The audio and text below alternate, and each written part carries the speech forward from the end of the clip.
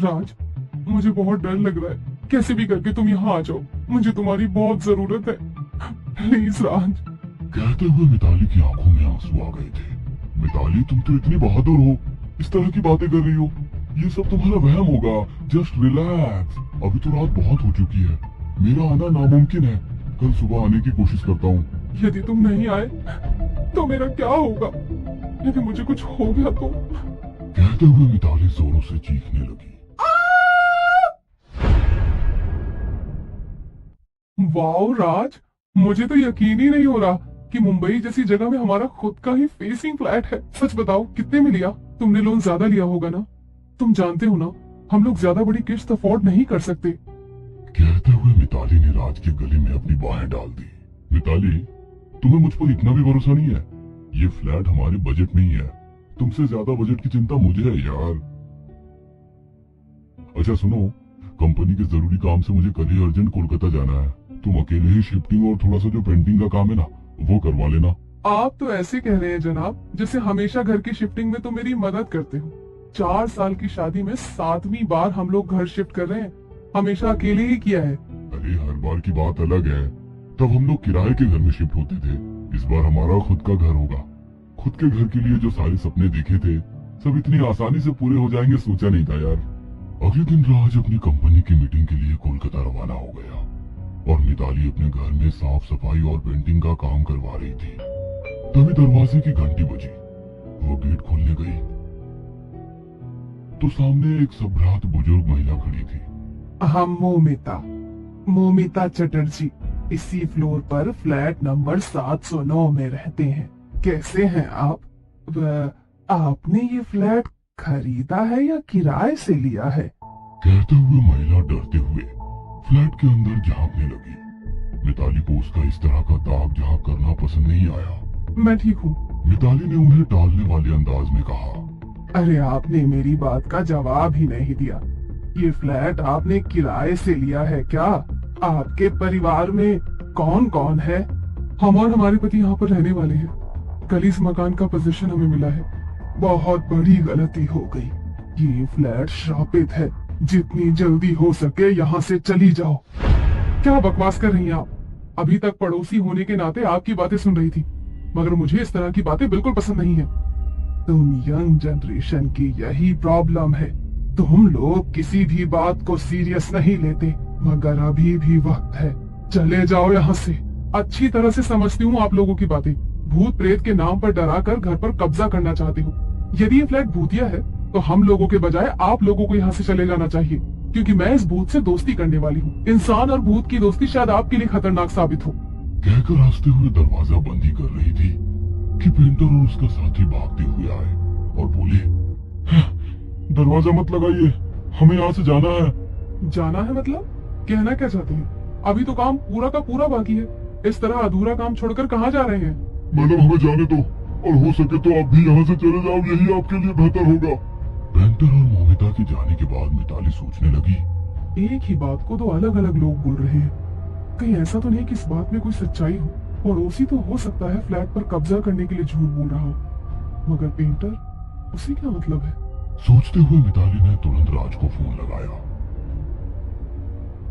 मिताली, तुम 100 साल जियोगी। मैं अभी तुमको ही याद कर रहा था।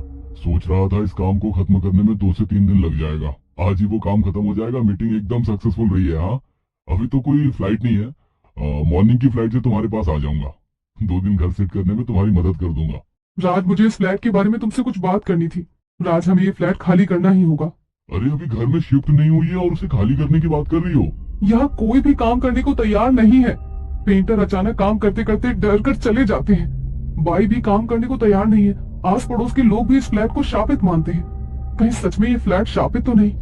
वरना इतने सस्ते दाम पर इतना अच्छा फ्लैट नामुमकिन है। अरे तुम भी ना पता नहीं क्या क्या सोच रही हो। अरे इस फ्लैट के पुराने मालिक को अचानक पैसों की सख्त जरूरत थी, इसलिए उसने कम दाम में फ्लैट बेचकर अपनी जरूरत को पूरा किया है। मगर तुम बताओ, तुमने पेंटिंग का काम शुरू कर दिया था, मगर मुझे कलर तक नहीं बताया कौन सा कलर लगा रही हो। जरा फोटो तो शेयर करो। मिताली का ध्यान फ्लैट के शापित होने के बाद से हटाने के लिए राज ने बात को घुमा दिया। मिताली ने अपने फोन के जरिए व्हाट्सएप पर राज को दीवार की फोटो शेयर की।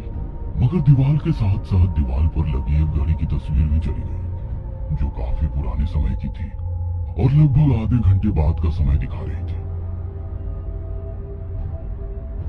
मिताली, ये वॉल क्लॉक बहुत सुंदर लग रही है, कहाँ से ली? Wall clock? कौन सी वॉल क्लॉक की बात कर रहे हो? तुमने जिसकी अभी तस्वीर शेयर की।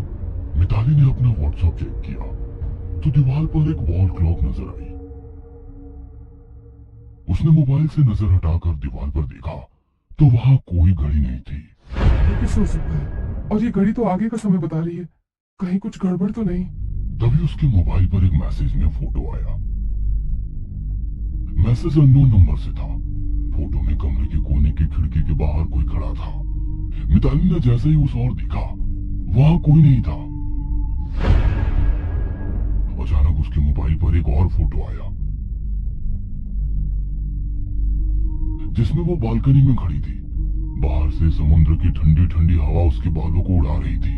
अपनी इतनी खूबसूरती देख उसे बहुत खुशी हो रही थी, मगर उसे समझ नहीं आ रहा था कि ये फोटो उसके मोबाइल पर कहां से आ रही थी। अचानक उसके मोबाइल पर एक और फोटो आई, जिसमें उसके पीछे कोई खड़ा था। उसने पलट कर देखा तो कोई नहीं था। वह पागलों की तरह घर में इधर से उधर भाग रही थी कि अचानक उसके मोबाइल पर एक और फोटो आई कि किसी ने उसे बालकनी से धक्का दे दिया है। वो जमीन पर पड़ी है।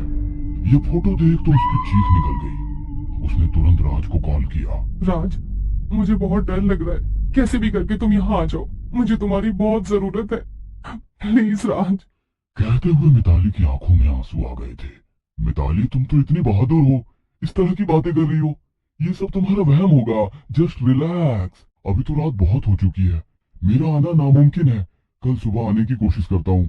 यदि तुम नहीं आए तो मेरा क्या होगा? यदि मुझे कुछ हो गया तो? कहते हुए मिताली जोरों से चीखने लगी। मिताली, क्या हुआ? कुछ तो बोलो। राज, यहाँ पर सच में कुछ भी ठीक नहीं है, कुछ तो गड़बड़ है। मेरे मोबाइल पर एक के बाद एक फोटो आ रहे हैं। अभी तक तो मैं ये मजाक समझ रही थी, मगर अभी मैंने खिड़की के पास किसी को खड़ा देखा। कहीं ये सारी फोटो सच हो गई तो? मिताली, व्हाट रबिश, कुछ भी बकवास मत करो यार, ये कोइंसिडेंस होगा। आंखों देखी सच्चाई को कोइंसिडेंस का नाम देकर सच्चाई से मत भागो। दीवार पर घड़ी नहीं थी, मगर घड़ी फोटो में नजर आ रही थी। आधे घंटे पहले एक फोटो आया जिसमें कोई शख्स खिड़की के पास खड़ा था। मैंने उसे अब महसूस किया है। इसका मतलब इस घर में मेरे अलावा भी कोई है। राज, मुझे आकर बचा लो। कहीं कहीं ऐसा ना हो कि आखिरी फोटो भी सच साबित हो जाए। मिताली, तुम घबराओ मत, जितनी जल्दी हो सके वहाँ से निकल जाओ। इतनी रात को कहाँ जाऊंगी? अरे अड़ोस पड़ोस कहीं भी चले जाओ, मगर ये घर छोड़ दो। मिताली राज की बात मानकर घर से निकलने की कोशिश करती है, मगर घर का लॉक नहीं खुल रहा था। वह बार बार कोशिश कर रही थी, मगर नाकाम हो रही थी। अचानक उसके सामने एक साया नजर आया। वो साये से डरकर पीछे की ओर हटने लगी। कौन हो तुम? क्या चाहते हो? छोड़ दो मुझे, मैं खुद ही ये घर छोड़कर चली जाऊंगी। मगर वो काला साया धीरे धीरे उसकी ओर बढ़ने लगा। मिताली डरकर बालकनी में आकर खड़ी हो गई। बालकनी में आकर उसे ऐसा लगा मानो उसकी सारी परेशानियां खत्म हो गई। समुद्र से आ रही ठंडी ठंडी हवा उसके चेहरे को सुकून दे रही थी। वो एक पल को सब कुछ भूलकर समुद्र की ओर देखने लगी। अचानक वो साया उसके करीब आकर खड़ा हो गया। मिताली को अपना अंत नजदीक नजर आ रहा था, क्योंकि उसकी मौत की भविष्यवाणी बालकनी से गिरकर ही हुई थी। मिताली ने वापस घर के अंदर जाने की कोशिश की तो वो साया जोरों से हंसने लगा। किसी के घर में बिना इजाजत के नहीं घुसते हैं। यह घर मेरा है, बिना मेरी इजाजत के क्यों आई हो? आपका घर? मगर हमने तो ये घर खरीदा है। विदेश से आने वाले अपने बच्चे के इंतजार में मेरी लाश महीनों यहीं पड़ी कंकाल बन गई। आज भी मुझे उसके लौट कर आने का इंतजार है।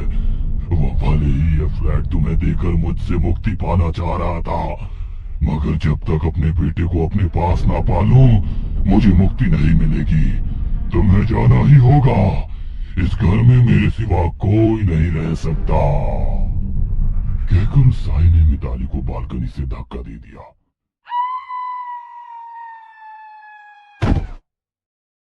कुछ देर के बाद मिताली ठीक वैसे ही नीचे जमीन पर